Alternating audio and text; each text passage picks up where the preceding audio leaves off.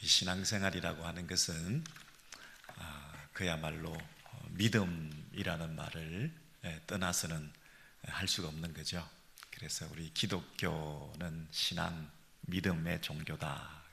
이신칭의, 그러면 우리가 믿음으로 말미암아 의롭게 된다. 그래서 신앙, 믿음, 이거 정말 우리가 늘 기억해야 될 가장 잘 아는 단어이지만 늘 다시 한번 이 믿음이 뭔가 이런 생각을 하는데, 특별히 사라의 우리 어머니들은 조금 우리보다 신앙의 연배가 높으신 분이라고 말할 수 있어요. 그죠? 그래서 저분들을 바라보면 믿음이 뭔가를 배울 수 있겠구나, 그런 또 사명이 있습니다. 이 사라 회원들은 내가 믿음으로 살아야 되기도 하지만 또 다른 분들에게, 후배들에게 믿음의 본을 또 보여줘야 되는 이런 면이 또 있습니다. 그래서 믿음이 정말 보여지는 건가? 남들이 보고 그 믿음을 닮아가고 교훈받고 도전받고 그게 가능한 건가? 그것도 오늘 말씀 속에서 확인해 보았으면 좋겠다, 그런 생각이 드네요. 믿음 그러면 우리가 결단, 예수 천당, 불신 지옥, 그러니까 믿어야 된다, 믿어야 된다는 그 결단, 이게 중요하다. 그리고 뭐 복음을 전한다든지 결심, 지금 당장 예수를 믿기로 했냐, 이렇게 우리가 복음을 제시하고 금방 그 열매를 따서 야, 당신이 이제 하나님의 백성이 됐습니다, 하나님 자녀가 됐습니다, 천국 갑니다, 막 이렇게 하는 면도 있지만, 사실은 이 신학이라고 하는 것은 관계적인 거잖아요. 이신칭의 하는 것도 믿음으로 의롭게 된다는 것, 그 의의 개념도 관계적 의잖아요. 이 사람이 저 사람과의 관계가 의로운 관계다.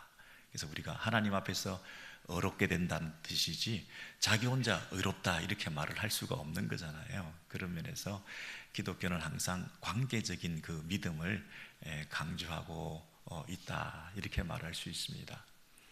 우리가 그 영접하는 자, 곧 그 이름을 믿는 자들, 영접하는 자, 곧 그 이름을 믿는 자들에게는 하나님의 자녀가 되는 권세를 주셨다, 이런 말을 하면서 우리가 영접 기도해야 된다, 예수를 믿어야 된다, 이렇게 얘기를 하는데, 영접하는 것, 받아들이는 것, 그 다음에 어떻게 됩니까? 하나님의 자녀가 된다 그랬습니다. 그럼 하나님의 자녀가 된다는 것은 하나님이 우리 아버지다라는 뜻인데, 벌써 영접할 때부터 예수를 믿는다는 것은 이 관계적인 아버지와 자녀의 관계가 이미 그 안에 포함되는 것이거든요. 우리가 사도신경으로 신앙을 고백합니다, 이렇게 얘기를 할 때 성부 하나님을 믿습니까? 성자 하나님을 믿습니까? 성령 하나님을 믿습니까? 그건 뭡니까? 다 그분들과의 관계적 우리의 믿음을 표현하는 것이 우리의 사도신경이고 신앙 고백이기 때문에, 항상 우리가 믿습니다 할 때도 내가 누구를 믿나, 그분을 내가 왜 믿나, 그 분과의 관계를 생각하지 않을 수가 없는 거죠. 우리가 주 예수를 믿으라, 그리하면 너와 내 집이 구원을 얻으리라. 그러면 주 예수를 믿으라, 이것만 너무 강조하게 되면, 야, 믿음의 결단, 지금 일시적인 당장의 또 내 마음의 결단, 이것을 생각해서 주 예수를 믿으라, 그럼 믿기만 하면 된다, 이렇게 얘기를 하지만, 너와 내 집이 구원을 얻으리라 그랬으면, 너와 내 집이라는 그 우리들의 가족 개념이 이제 새로운 구원을 얻어서 하나님 아버지와의 새로운 가족 관계로 들어간다는 뜻이잖아요. 너와 내 집이 그동안 내가 가졌던 그 가족 개념에서부터 혈연적인 가족 개념이 아니라 구원을 허락하신 그 하나님과의 관계 속으로 새로운 가족 개념으로 들어간다는 거잖아요. 우리가 구원을 받았습니다. 그러면 물에서 건짐을 받았다 하더라도 우리를 건져주신 그 구원자를 따라가게 되거든요. 우리를 건져주신 그분과 새로운 관계가 시작되는 것이 구원이지, 그냥 내가 건진 받은 걸로 끝나는 게 아니잖아요. 그래서 우리가 예수 믿습니다, 영접했습니다, 주 예수를 믿습니다 할 때도 그것이 새로운 믿음이 이제 시작되는 거다. 관계 속에서 우리가 그 생각을 하게 됩니다. 이걸 제일 잘 설명하는 것이 요한복음의 그 10장에 있는 대목인데요. 네, 요한복음 10장 25절부터 제가 쭉 한번 읽어드리도록 하겠습니다. 네, 요한복음 10장을 한번 찾아보시면 좋겠습니다. 요한복음 10장 25절 앞에 나왔죠. 예수께서 대답하시되 내가 너희에게 말하였으되 믿지 아니하는도다. 내가 내 아버지의 이름으로 행하는 일들이 나를 증거하는 것이거늘. 자, 여기도 보시면 예수께서 이렇게 말씀하십니다. 내가 너희에게 말하였으되 믿지 아니하는도다. 우리 믿음이 뭐냐? 내가 내 아버지의 이름으로 행하는 일들이 나를 증거하는 것이다. 그래서 나를 믿어야 된다. 근데 나는 누굽니까? 예수 그리스도입니다. 그죠? 근데 예수 그리스도는 누굽니까? 하나님 아버지의 아들로서 이 땅에 오셔서 그 아버지의 이름으로 증거하는 예수 그리스도를 네가 믿어야 된다 그랬습니다. 그러면 예수를 믿어야 된다는 겁니까? 예수께서 그 행하시는 일들을 믿어야 된다는 겁니까? 아니면 그 예수 그리스도를 이 땅에 보내셔서 예수님이 행하시는 그 일들을 행하게 하신 아버지를 믿어야 된다는 겁니까? 아버지를 이 땅에 보내신 예수 그리스도의 아버지가 되시는 그분을 우리 아버지로 믿는, 그것이 믿는 거잖아요. 믿음의 실체라는 것이. 그래서 26절 보시면 그것을 이렇게 말하면 너희가 내 양이 아니므로 믿지 아니하는도다. 여기서도 여러분 믿는다 안 믿는다가 목자와 양의 관계로 설명하고 있습니다. 너희가 내 양이 아니므로 나를 믿지 않는다. 그러면서 27절에 보시면 내 양은 내 음성을 들으며, 목자의 음성을 듣는다는 거죠. 나는 그들을 알며 그들은 나를 따른다. 여러분, 따르고 순종하는 그 따르미가 되는 것이 믿음을 가진 사람들의 특징이다. 우리가 누군가를 따라가면 그분을 신뢰하기 때문에 따라간다. 그래서 관계적인 차원에서 신뢰의 대상인 그분께 내 믿음을 표현하는 것이 바로 신앙생활이다, 이렇게 얘기를 하죠. 그래서 내가 그들에게 영생을 주노니 영원히 멸망하지 아니할 것이요 또 그들을 내 손에서 빼앗을 자가 없느니라. 그래서 이것은 영원히 그 구원의 손 안에 우리를 꼭 붙들어 주시고 계시는데, 이 일을 하시는 분은 누구냐면 그들을 주신 내 아버지는, 우리 29절을 읽겠습니다.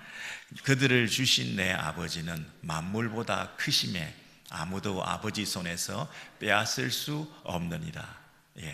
여러분, 여기 보시면 아버지 나오죠. 근데 아버지는 만물보다 크시다.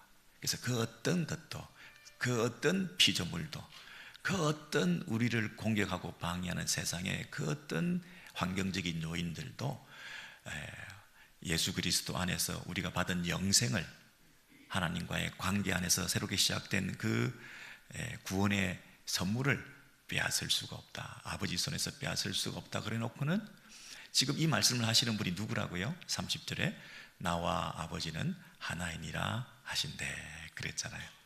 여러분, 그러면 예수님을 우리가 믿는다 하는 얘기는 예수님을 이 땅에 보내주신 하나님의 구원의 방법을 믿는다라는 말이죠. 다시 보세요. 우리가 흔히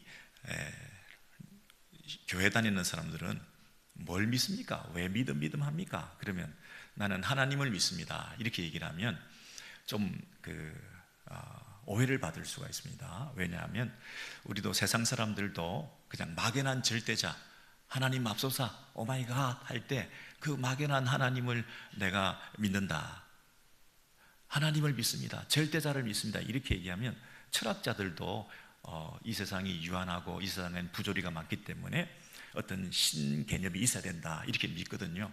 그런 면에서 하나님을 믿습니다, 절대자를 믿습니다, 그런 정도로 오해할 수 있기 때문에 우리가 교회 다니면서 하나님 믿습니다 이런 얘기를 하면 안 되죠. 그렇죠? 그러나 또 한편으로는 하나님 믿습니다 이렇게 얘기하면 안 되기 때문에 예수님을 믿습니다 이렇게 얘기를 해야 되는 거죠. 그래야 우리의 구원의 방법으로 하나님께서 이 땅에 보내주신 예수를 믿음으로 이제 예수를 통해서 우리가 제사함 받고 용서받은 이제 하나님의 자녀가 되는 권세를 얻어서 우리가 하나님을 믿습니다 이렇게 되는 거잖아요. 그래서 막연한 절대자 하나님을 믿는다 이 말도 곤란하고, 그냥 내가 예수님을 믿습니다 이것도 약간 부족하고, 우리는 예수 이름으로 예수만 믿으면 다 된다고 생각하지만 우리가 조금 더 생각하면 예수를 이 땅에 보내주신 하나님을 믿는 거예요. 예수님을 유일한 구원자로 이 땅에 보내주신 그 하나님의 구원의 방법을 신뢰하는 거예요. 그리고 그 하나님께서는 만물보다 크시기 때문에 그 어떤 것도 우리의 이 구원을 해방하고 방해할 수 없고 이 구원의 계획을 좌절시킬 수 없다고 하는 것을 믿는 거죠. 그래서 만물보다 크신 하나님의 그 손, 아버지의 손을 믿습니다. 그래서 지금도 그리고 앞으로도 영원토록 나는 이 아버지의 손 안에 있습니다. 누구를 통해서? 예수 그리스도를 믿는 믿음을 통해서 이 땅에 유일한 구원자로 보내주신 그 예수 그리스도를 하나님의 구원의 유일한 방법으로 믿고 그 예수를 믿음으로 우리가 하나님께 나아갈 수 있게 되었고, 그 일이 시작되었다는 그 신뢰의 대상을 우리 하나님 아버지께 드리면서 이제 영원토록 앞으로도 계속 영생을 하나님과의 관계 속에서 얻었기 때문에 이제 앞으로 어떤 일이 있어도 만물보다 크신 하나님께서 우리를 붙들고 계시고 당신의 손 안에 우리를 붙잡고 계시기 때문에 이제 그 신뢰의 대상이신 그 하나님을 믿고 그분을 따라가고 하는 것이 뭐라고요? 신앙생활이라는 거예요. 우리의 믿음은 이렇게 신뢰의 대상, 구원의 방법, 우리의 구원의 대상, 그것이 누군가를 분명히 하고 이제 그분을 따라가는 신앙생활을 하게 된 것이죠. 그렇지 않습니까? 여러분, 이런 부분에서 사도 바울이 믿음에 대해서 잘 설명해 주었는데 그게 어디 있느냐면 우리 그 다음 성경 구절을 데살로니가 전서에 한번 보시면, 데살로니가 전서 3장 이하에 제가 쭉 읽어 드릴게요. 한번 보세요. 데살로니가 교회는 이 사도 바울이 복음을 불과 한 달 정도 전했을까? 신생교회에 불과하기 때문에 굉장히 불안하죠. 믿음이 과연 생겼을까? 믿음이 잘 자라고 있을까?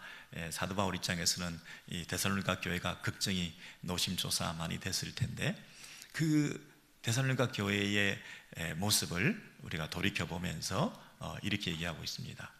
우리 형제 곧 그리스도의 복음을 전하는 하나님의 일꾼인 디모데를 보내노니 이는 너희를 굳건하게 하고 너희 믿음에 대하여 위로함으로. 여러분 2절에 보시면 데살로니가 교회 성도들이 가지고 있는 믿음, 그 믿음에 대해서 격려를 좀 해야 되겠다, 위로를 좀 해야 되겠다. 그런데 그 믿음을 어떻게 해요? 굳건하게 하고 그랬습니다. 그 믿음이 굳건하게 서 있는 그 모습으로 믿음이 이 아름답게 계속 세워질 수 있도록 하기 위해서 내가 누구를 보내요? 디모데를 보낸다 그랬습니다. 근데 디모데가 와서 사람이 와가지고 뭐 우리를 도와주고 뭐 격려해주고 뭐 이 젊은 피를 수혈해주고 뭐 그러는 것이 아니라 무엇을 전한다고요? 그리스도의 복음을 전하는 그랬습니다.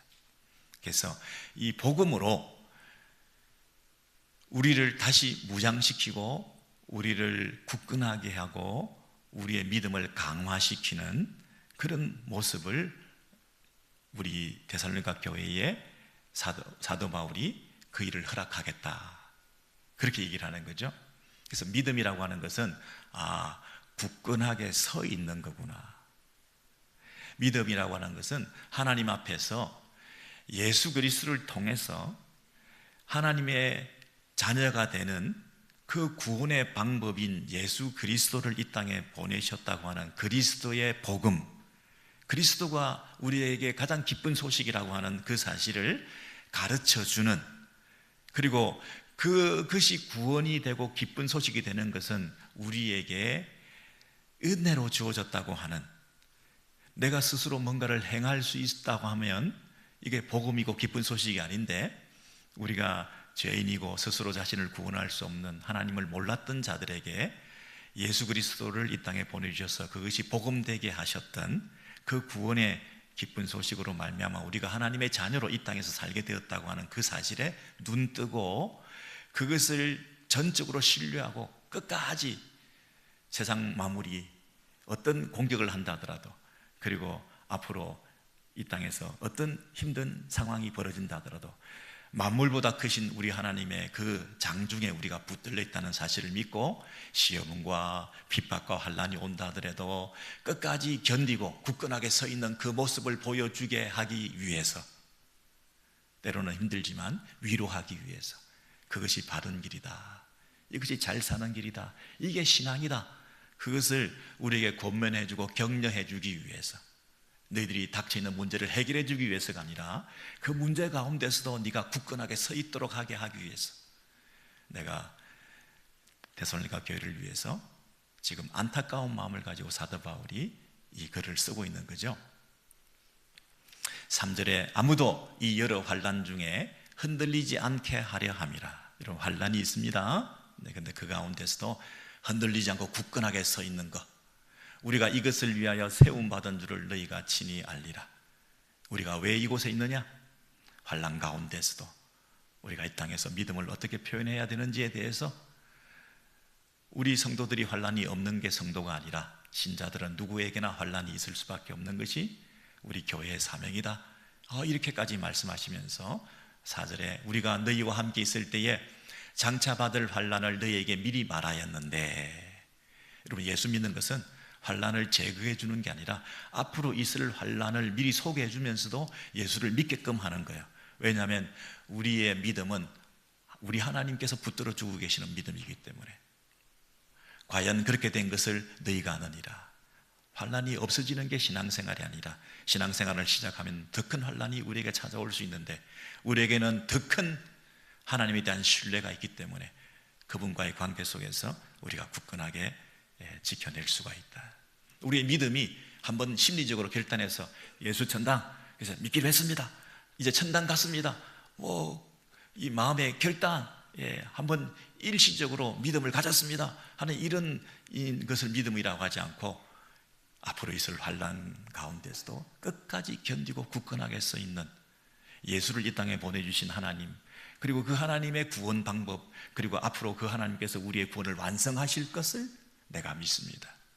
그 믿음으로 계속 그분을 신뢰하고 가는 거예요. 5절에도 보시면 이러므로 나도 참다 못하여 너희 믿음을 알기 위하여, 여기 보세요, 믿음 나오죠? 믿음은 보여줄 수 있는 거죠. 믿음은 다른 사람이 알 수 있는 거죠. 나도 견딜 수 없었다, 과연 이 신생교회가 믿음을 잘 지탱하고 있을지, 이 믿음이 싸그라들었는지, 믿음이 죽어버렸는지, 믿음을 표현하고 있는지, 믿음이 자라고 있는지 내가 보고 싶어서 참을 수 없어가지고 너희 믿음을 알기 위하여 그를 보내었노니. 여러분, 디모데가 와서 확인하고 싶다는 거죠. 우리는 그 믿음을 보여주고 있습니까? 환난 가운데서 계속해서 믿음이 성장하고 하나님을 신뢰하며 하나님만 바라보고 있는 그 모습을 이 땅에서 보여주고 있는 교회입니까? 이는 혹 시험하는 자가 너희를 시험하여 우리 수고를 헛되게 할까 합니다. 교회 안에는 반드시 시험이 있고 또 혼란스럽게 교란시키고 어려움을 주는 그런 거짓 가르침을 행하는 자들도 있고, 여러분, 그렇게 사는 게 신앙생활 아니야? 꼭 그렇게 믿어야 되냐? 우리가 그런 이런저런 얘기를 들으면서 막 흔들리기가 쉽거든요. 꼭 그렇게까지 믿음을 지켜야 되느냐? 조롱당하기도 하지 않습니까? 끝까지 순수한 믿음을 지키고 온전히 신뢰하고 살아가느냐? 이거 쉬운 일이 아니거든요.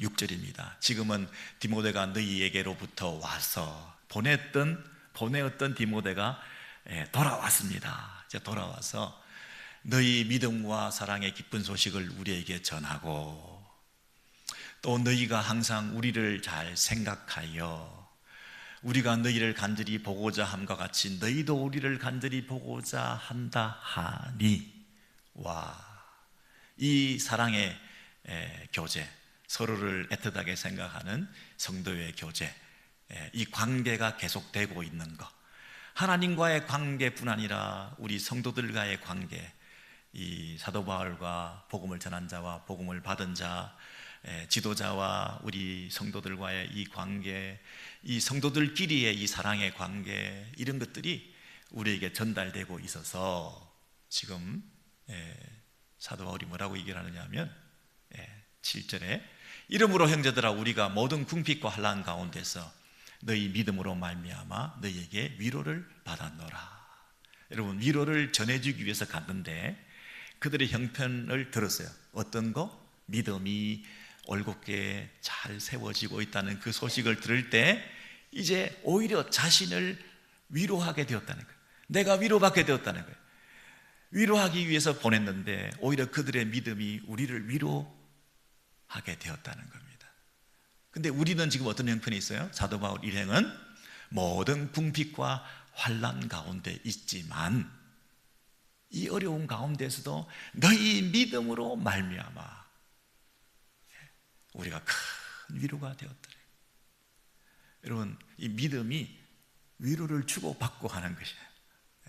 이 세상 가운데서 환난이 없어지고 궁핍이 없어지고 문제가 없어지고 질병이 없어지고 믿음으로 믿습니다 하면 다 해결되는 그런 믿음도 있겠지만, 여러 환난 가운데에서도 오히려 더 가중되는 고통 가운데서도 더 우리에게 문제가 많이 생기는 질병과 사고와 아픔과 고난의 이런 세월들을 보내면서 인생의 연륜이 더 쌓일수록 문제들이 더 해결되는 게 아니라 더 어렵고 힘들어지는 삶이 더 연속으로 일어나는 이런 가운데서도 서로에게 위로가 되고 힘이 되고 격려가 되고 영원한 것을 바라보게 하는 것이 뭐냐면, 그 고통 속에서도 서로를 위로해 주는 게 뭐냐면 굳건하게 서 있는 믿음이라는 거예요.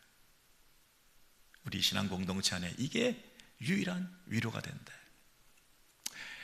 너희에게 진정한 위로가 뭐냐? 우리 하이델베르그 요리문답 제1번 사나주구나. 우리에게 유일한 위로가 뭐냐? 우리가 그리스도 안에 있다는 것입니다. 우리가 그리스도 안에 있다는 것입니다. 우리가 그리스도 안에 있기 때문에 우리가 죽고 난 다음에 어떻게 될지 모르겠지만, 우리는 모르지만 우리가 예수께 속해 있기 때문에 우리의 유일한 구원자 예수 그리스도를 이 땅에 보내주신 하나님의 그 구원을 내가 믿습니다. 그래서 내가 죽고 나도 그 이후의 삶은 모르지만 내가 하나님께 속한 존재라는 사실 때문에 받는 그 위로. 여러분, 이 7절 이하에도 이렇게 말합니다. 같이 읽겠습니다. 시작. 그러므로 너희가 주 안에 굳게 선적 우리가 이제는 살리라. 여러분, 이 8절이요 우리에게 얼마나 큰 도전이 되는지 모릅니다. 너희가 주 안에 굳게 선적, 이게 뭡니까? 하나님만을 신뢰하고 바라보고 있는 믿음, 그걸 바라볼 때, 그 소식을 들을 때 우리가 이제는 살리라, 이게 뭡니까? What a relief. 내가 이제 살아났다. 그동안 사도 바울은 죽을 것 같았어. 걱정돼가지고 그동안 사는 게 아니었어. 너무 괴로웠어. 근데 너희의 그 믿음이 첫 번째 우리를 위로했을 뿐 아니라 사람을 살고 죽게 만든다네. 살았다 진짜. 여러분, 우리 자녀들이 멀리 있는데 교회 한번 안 갔다는 소식만 들어도 아이고 죽겠다 그러지 않습니까? 우리 자녀들이 조금 세상에서 방황한다든지 뭐 이것저것 고통을 당해서 좌절하고 있다든지 뭐 이래저래 여러 가지 우리의 마음에 불편한 일이 있을 때 좀 힘들 수 있지 않습니까? 그런데 그 가운데서도 우리가 믿음을 지키고 자녀들을 위해서 기도하고 그러다가 어느 순간 좋은 소식이 들릴 거예요. 그러면 이제 우리가 정말 살았다. 여러분, 이건 죽을 것 같은 고통을 당해봐야 진짜 산다는 그 느낌을 알 거 아니겠습니까? 예. 그냥 이래도 되고 저래도 되고, 뭐 자녀들이 뭐 믿음 생활 하든지 말든지, 뭐 세상에서 잘 나가든지, 뭐 그렇게 해서 대충 우리가 안타까움이 없으면 와, 살았다 이런 게 없거든요. 근데 정말 힘든 상황에 놓였을 때 이제 우리에게 남은 일은 뭡니까? 휴 하고 안심하고 감사하고 찬양하고, 내가 살았다 하는 이 느낌과 감정을 맛보게 하는 그런 일들이 분명히 있을 거라고요. 그래서 9절에 보시면 우리 하나님 앞에서 너희로 말미암아 모든 기쁨으로 기뻐하니, 이제 기쁨이 회복되었죠. 휴 살았다 정도가 아니라 기쁨이 충만하게 되죠. 또 너희를 위하여 너희 어떠한 감사로 하나님께 보답할까, 이제 감사가 충만하죠. 기쁨과 감사가 회복되고, 10절을 같이 읽습니다. 주야로 심히 간구함은 너희 얼굴을 보고 너희 믿음이 부족한 것을 보충하게 하려 함이라. 여러분, 10절에 또 이런 말씀이 나옵니다. 믿음이 있는데 그 믿음이 어떻다고요? 부족하다. 그 믿음이 부족한 것을 어떻게 한다고요? 보충한다. 어떻게 해요? 간구함으로. 내가 주야로 심히 간구함으로 너희의 믿음이 더 굳건하게 세워질 것을. 여러분, 이 사도 바울의 마음을 보세요. 뭐 하나 심어놓고 씨를 뿌려놨는데 이게 잘 자라나. 그래서 사람을 보내가지고 디모데를 통해서 그리스도의 복음을 다시 한번 견고하게 확인시키고, 환난 가운데서도 비바람 가운데서도 이파리가 무성하게 잘 자랄 수 있도록 그렇게 애쓸 뿐만 아니라 이제 본인이 뭐 하고 있습니까? 기도하고 간구함으로, 간절히 기도함으로 더 강화된 믿음, 더 굳건하게 서 있는 믿음, 더 흔들리지 않고 요동하지 않는 그 믿음의 모습으로, 하나님을 신뢰하는 그 믿음의 대상이신 그분만을 의지하는 그런 모습으로 굳건히 서 있을 수 있도록. 여러분, 이게 뭡니까? 믿음이 서로를 위로하고, 그 믿음이 우리를 살게 만들고, 그리고 그 부족한 믿음을 더 강화시키고 채우고 무장시키고, 그런 믿음의 모습이 우리에게 있다는 것이죠. 여러분, 믿음은 내가 마음으로 결단합니다, 결심했습니다, 이런 차원도 있지만, 믿음은 관계적인 차원에서 끝까지 그분을 신뢰하고 바라보고 있는 것이다, 이렇게 말할 수 있죠. 그리고 그 바라보고 있는 모습을 누가 본다고요? 다른 분들이 본다는 거예요. 믿음은 뭐 보여주기식, 뭐 신앙생활이 뭐 찬양하고 기도하고 헌금하고 이걸 남에게 보여주기식 신앙생활이 되어서는 안 되겠지만, 우리가 겸손히, 그리고 어떤 상황 속에서도 하나님을 묵묵히 바라보고 있는 그 모습을 우리 이웃이, 자녀들이, 우리 다른 지체들이 본받고 배움을 통해서, 야, 과연 믿음이란 저런 것이구나 하는 도전과 격려를 우리가 주고받을 수 있다는 것입니다. 믿음은 굳건히 견디고 서 있고, 그리고 도전을 주고 상대방을 위로할 뿐 아니라 항상 내 믿음은 부족할 수 있어서 서로를 위해서 중보하고 기도할 때 그 믿음이 더 강화되고 끝까지 견뎌나갈 수 있다, 이렇게 말을 하는 거죠. 여러분, 오늘 사라의 회원들이 헌신 예배를 드리는데, 우리는 지금까지 사라의 회원들이 어떻게 살아왔는지를 잘 알고 있습니다. 정말 믿음의 본이 되는 어르신들입니다.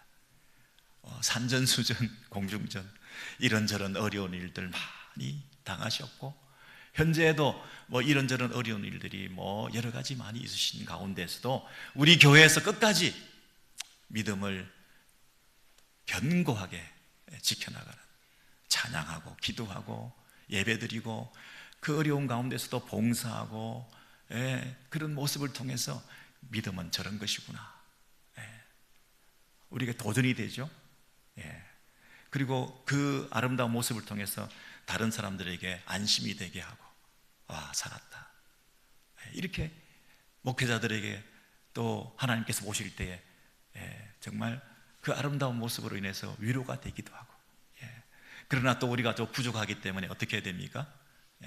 중보하고 기도해서, 또 성도의 교제를 통해서 사라의 회원 내에서도 그런 사랑의 교제가 있으셔야 되고 서로를 위해서 기도하는 모습을 보이셔야 되고, 그래서 굳건하고 든든하게 사라가 세워져 나가는 모습을 자체적으로 보여주셔야 되지 않겠습니까?